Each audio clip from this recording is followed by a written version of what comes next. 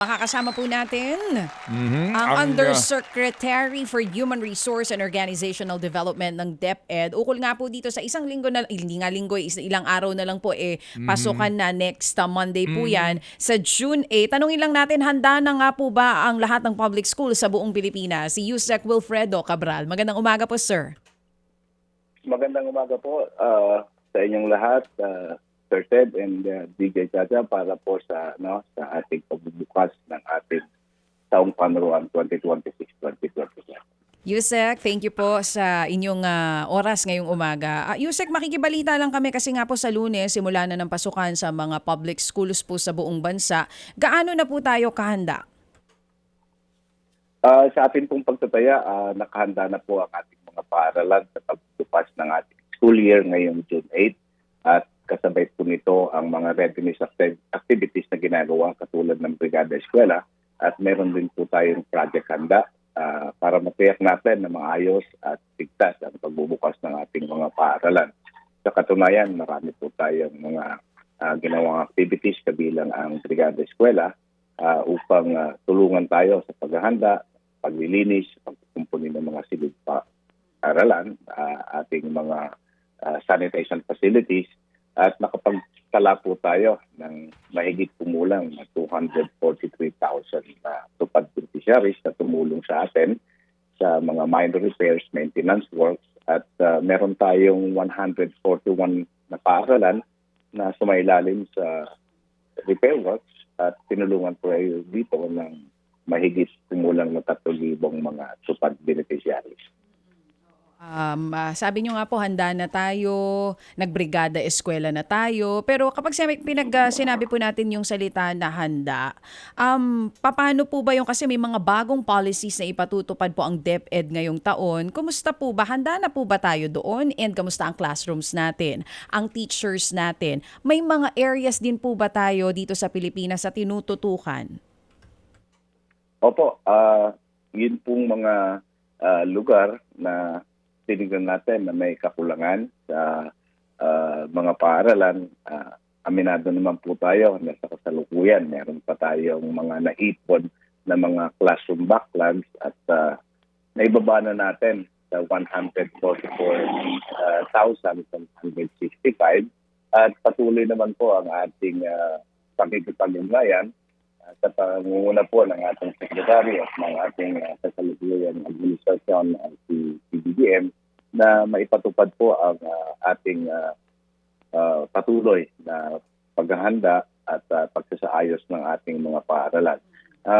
May rin po nating tinututukan yung mga lugar na tinamaan ng mga kalamidad at ito po ay binigyan natin ng mga paunang pagbibigay ng mga pasilidad, kasabay po dito yung mga tinatawag nating learning continuity spaces para mayroong masisilungan at mapagdadausan ng klase ang ating mga paaralan. Sabi niyo po na ibaba na natin sa 144,000 yung kakulangan natin sa classroom sa buong bansa. Pero pag pinakinggan natin kung gaano kadami yun, marami pa rin po yun, sir. Pero let's tignan natin kung bago ba matapos yung term po ng Pangulong Marcos Jr., makukumpleto po natin itong mga classrooms na ito. Sa teacher side po, kamusta po ang empleyo ng mga teachers natin sa buong Pilipinas? Ano usually ngayon ang ratio po sa mga estudyante at sa teacher? Pinapanatili po natin yung ating planning parameters na maibigay natin yung 1:45 sa mga higher grade levels at sa senior high school is 1:40. At meron na po tayong kabuuan ngayon na 899,000 teachers para tugunan yung pangangailangan. Na-aprobahan na din po natin at naibigay na ang panibagong mga teaching items na 32,960 at kasalukuyan pong nadi-deploy ang ating mga division offices ng mga dagdag na guro sa mga eskwelahan na merong pangangailangan. 899,000 po as of now yung teachers na meron tayo ngayon sa public schools. Yes po. Oo. Yes po ang ating bilang sa ngayon. Ilan po ang kinuhang mga bagong teachers ngayong taon? At dito po sa 3-term system na meron tayo, gaano kahanda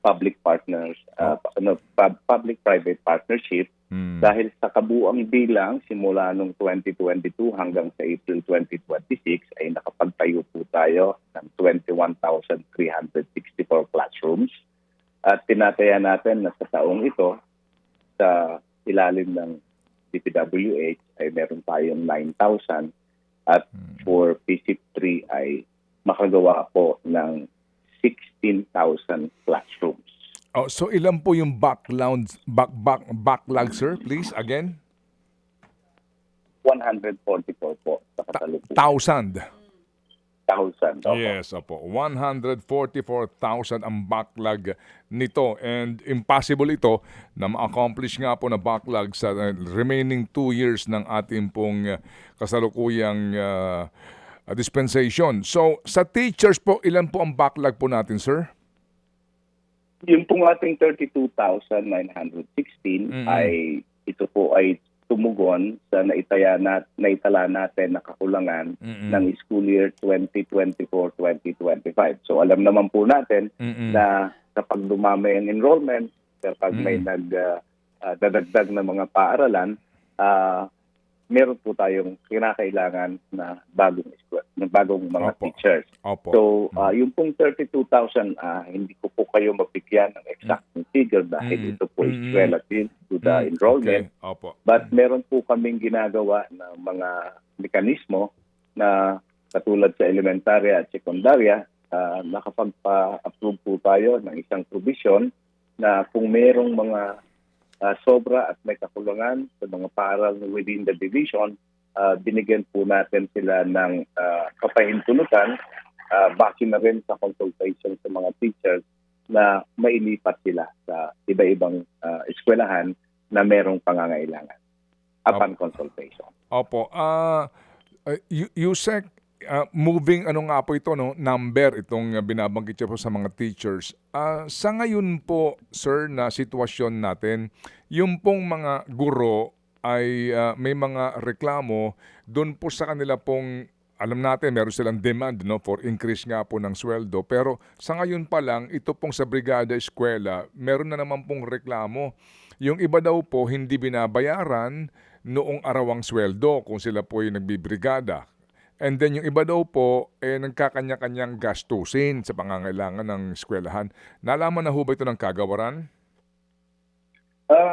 May mga nakarating po, pero yun po kasi, at gusto ko lang pong linawin, yung mga guro po ay sa panahon ng bakasyon, simula Abril hanggang Mayo, ay nasa ilalim ng proportional vacation pay. At, opo, so ibig sabihin, ang kanilang kapulang sahod sa dalawang bakasyon ay nakadepende sa kung ilang araw ang ipinasok nila sa loob ng nagdaang taong panuruan. Subalit, ito pong ating mga guro na nag-render ng serbisyo sa bakasyon ay meron po tayong ibinibigay na vacation service credit. At ito po ay ma-accumulate nila.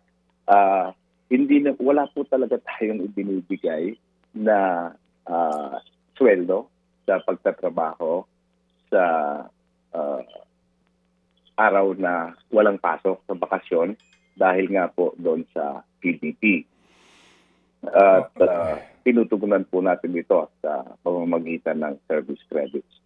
Service credit. Yes, po. Opo, sige. Okay, sige po. So, totoo po na wala silang bayad. So, idinadaan ito sa service credit. Yan bang service credit convertible to cash o araw lang ng bakasyon? Ang service credit po ay pwede po, tatlo po ang gamit ng service credit. Pwede po nila itong pang-offset sa kanilang mga absences kung ang kanilang pagliban sa pagpasok ay may kaugnayan sa sakit or di kaya ay pagpapagamot. Ikalawa, ito din po ay pwede nilang gamitin pang-offset ng kanilang kakulangan sa PDP. At kung sila naman po ay magre-retiro, ito po ay mako-convert nila into leave credit at pwede po itong i-monetize. I-convert to cash. Thank you. Opo. So, Yusek, pasukan na po sa Lunes, ito ho bang late enrollees, ano ba ang panuntunan po doon sa mga transferees, late enrollees at requirement sa pagpapa-enroll sa bata? Please, pakibilis-bilisan lang po. Okay po. Ang atin pong mga estudyante na hindi nakapasok sa takdang panahon ng enrollment period ay pwede rin po silang tanggapin kung mamimit pa nila ang 80% ng bilang ng number of classes sa isang panuruan.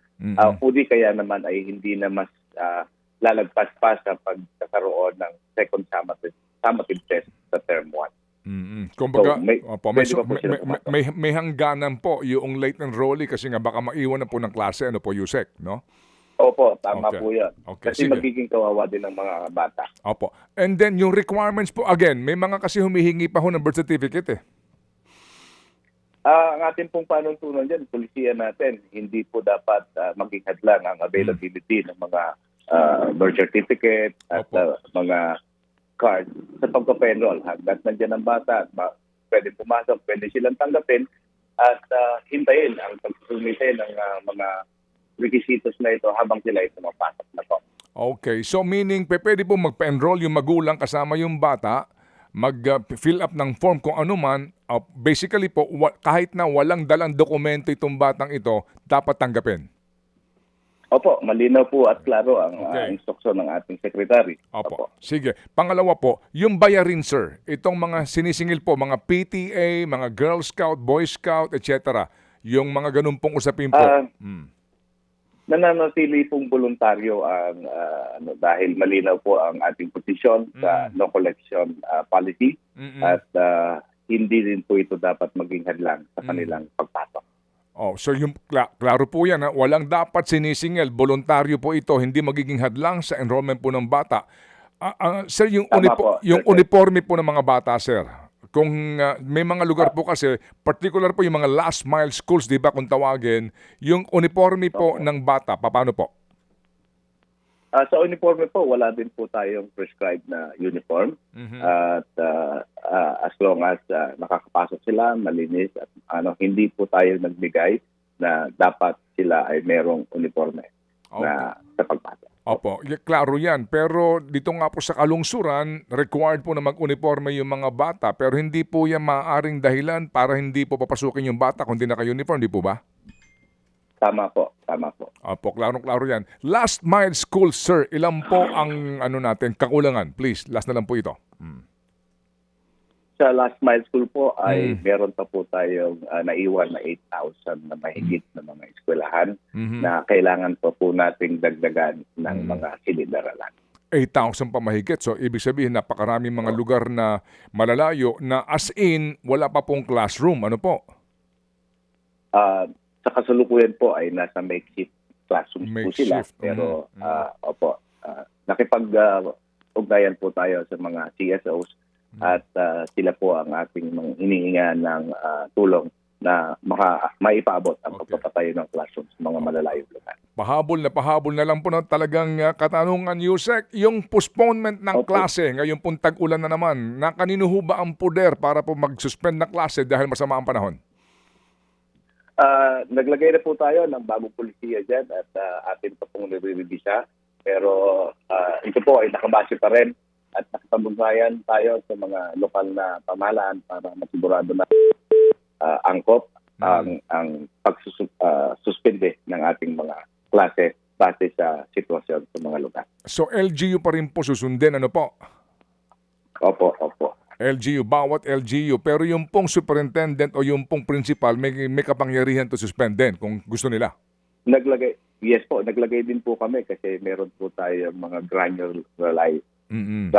na suspension dahil hindi naman, magkakaiba naman po ang sitwasyon. At kung talagang ang pag-uusapan ay safety ng bata, kailangan merong desisyon ang superintendent. Opo. Sige, siya po klarong-klaro. So, Yusek Wilfredo Cabral, thank you po for clarifying ito pong mga isyong ito. Napaka-importante, lalo na sa mga late enrollees at mga magulang po na nahihirapan sa pangangailangan ng kanilang mga anak. Salamat po, Yusek. Maraming salamat po at magandang umaga po muli sa inyong lahat at sa lahat ng tagapakinig. Opo, Godspeed. Mga kapatid, patuloy po kayong tumutok sa 105.9 True FM para sa totoong balita, impormasyon, music and entertainment. Mag-subscribe sa aming YouTube channel at podcast at sundan nyo kami sa Facebook, Instagram, X at TikTok sa True Network PH. Bisitahin din po ang aming official website, truefm.ph. At panoorin din kami sa True TV Signal, Channel 19. Kami po ang 105.9 True FM. Laging true sa'yo, kapatid.